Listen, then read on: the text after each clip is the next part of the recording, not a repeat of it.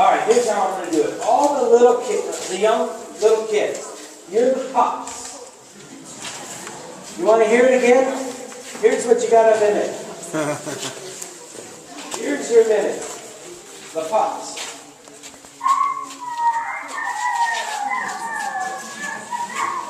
A little howling, a little barking, a little whining. This group is going to be the yearlings, a little higher pitch, and then we got the alphas over here. Whoa. And I'm the orchestra, I'm the conductor. So when I point up to the sky, all you kids start howling. And then I'll point to the rest of you. And I may cut you off. Or I may cut the kids off up there. Alright? So let's do everybody first.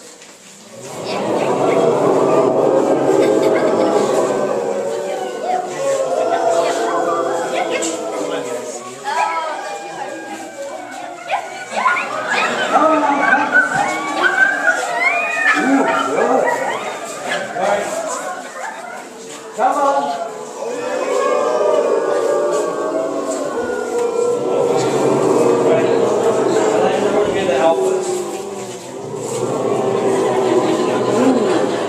Nice job. So, it's very likely that you would hear wolves in this area. There's a healthy population of wolves in Washington County. Turns out their coyote populations are growing like crazy. Last summer, I did a wolf howling survey, and I had 10 different packs, family groups of coyotes. Totally different. I've separated every mile. I did a survey. And so, often I'm howling, and I hear coyotes respond. One time, I even went and howled and heard a coyote, and then a wolf called, and the coyote, I don't think realized how close he was to that wolf. And then I turned the car lights on, and the coyote was running down the road. Come on. Will their territories overlap? So a coyote, we say the wolf territories don't overlap, but coyote packs and wolf packs will somewhat overlap. Yeah. And we're seeing where a wolf would make a kill. And then that coyote, he's smart. I think that coyote can get away from a wolf. I think they're faster in the woods. As long as it's not deep snow. That coyote stays back a little bit, and when the wolf's done eating, he comes in and eats. So I think they're actually helping coyotes.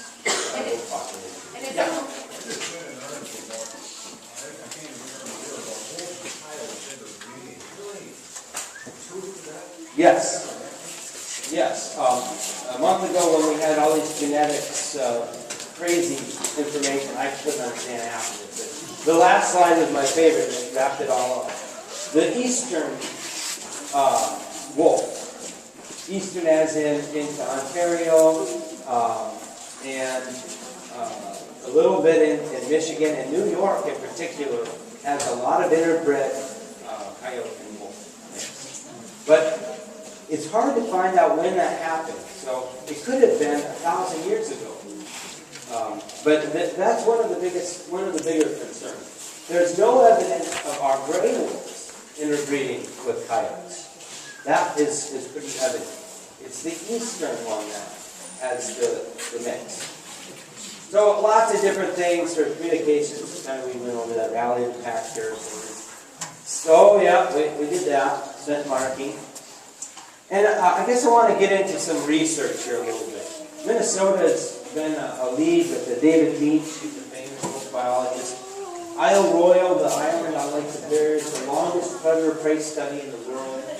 So we've got some good information. And we know this by these methods of radio collar. I need another kid up here. How about you?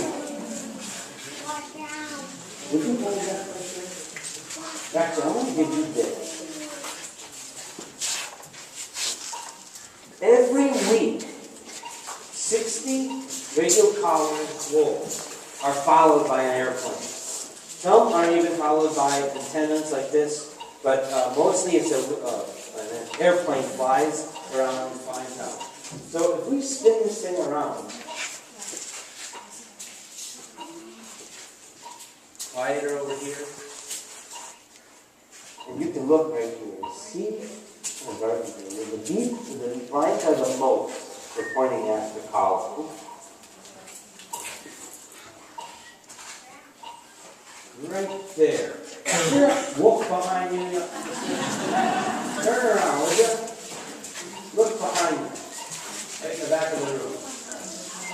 There's a wolf collar back there. Oh no, he slipped the collar. Thank you very much.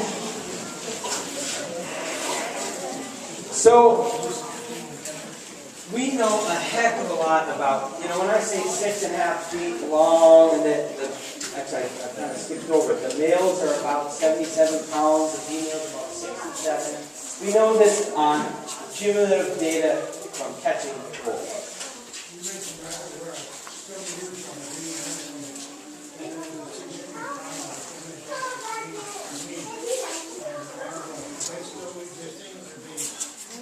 I think they've got this, but what they think is a dog brought it to the island.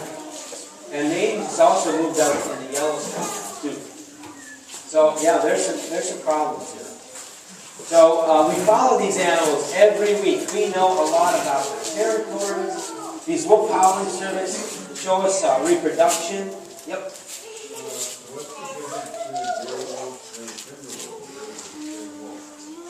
It's the same wolf. And it's one of those ways, I know years ago the timber wolf started, the timber wolf line started, but now it's a gray wolf because genetics and stuff, same. So here's a little history of Wisconsin. I'm almost done. 1980, we had 25 wolves and 5 packs. By 1993, I graduated high school in 95. Boom! They have been going up ever since. This is an outdated statistic now. We're at 800 or upper 700s when everything's finalized. And here's the pack territory. So think about where we are right now. And the color is, the brown is territories without radio-collared wolves. The blue is territories with previous radio-collared. The red are territories with radio-collared. And then that underlying color is probable wolf territory. But we've got a nucleus down in the central forest now as well. 208 packs, everything from 2 to 12. We have a pack in Wisconsin with 12 members now. The loners I mentioned. But what's interesting here is that number of 800 is the minimum count. It's done in April, after the winter has gone by, and we have a huge die-off of pups every year. 70% of a pup die. If they make it to their first birthday, then they have a 70% chance of living to that average of 3 or 4 years. So it's mostly like predators. It's other wolves coming in and killing a pack. Diseases, canine parvovirus, mange, distemper. There's a few diseases that pass on.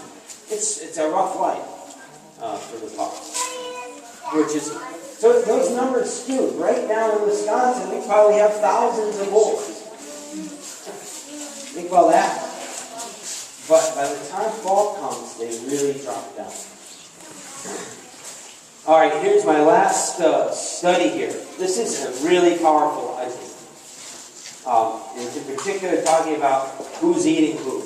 And Wisconsin's just got involved, and there's a study area near here by the elk range over in Cable. And this is a 3-year study now in Michigan, the Upper Peninsula of Michigan.